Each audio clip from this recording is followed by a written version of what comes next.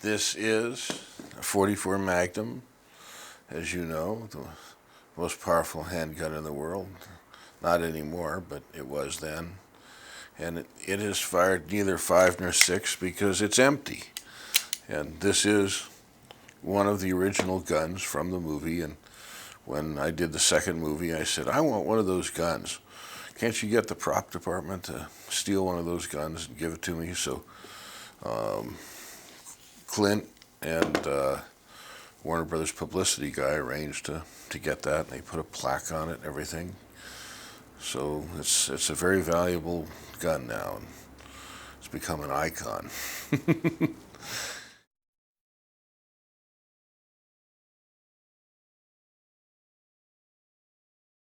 Anytime you make a movie, there's lots of scene changes, and if the director wanted to, and said, I'm going to do your script exactly the way it's written, which I do when I direct one of my scripts, obviously, when you're there on the spot, you're going to change things.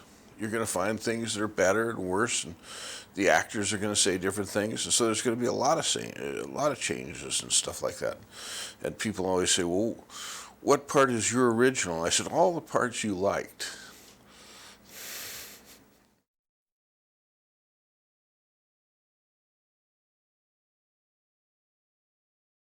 Clint Eastwood is very, very um, much that way. Very quiet, very no big deal, very unpretentious. There's no, everything is straight up, just what it is.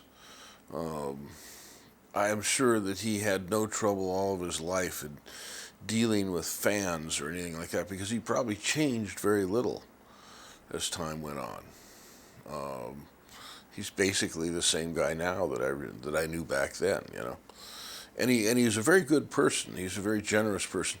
He's one of the few actors that if you call him up, he'll always call you back in an hour or two. And I've made movies that are that other actors who are famous actors, their best movies. And if I call them up, they'll say, "What does he want? I better check." None of that with Clint.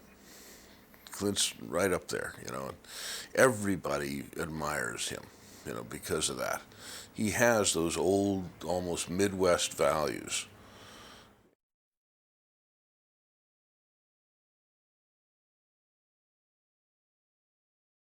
My, kind of input into the character came from a number of things. I knew a cop who was kind of a Dirty Harry type cop, and he'd shot quite a number of people. He was a Long Beach detective, and he said always, he said when I'm put on the case, the verdict is in. And he didn't usually bring the people back, and he was he was a real classic kind of character because he was more out of L.A. Confidential than Dirty Harry, but he was an interesting guy because he in his part time was a dog trainer, and he was very gentle in training the dogs, and he believed that you had to be very gentle in training dogs, but he was not gentle with human beings.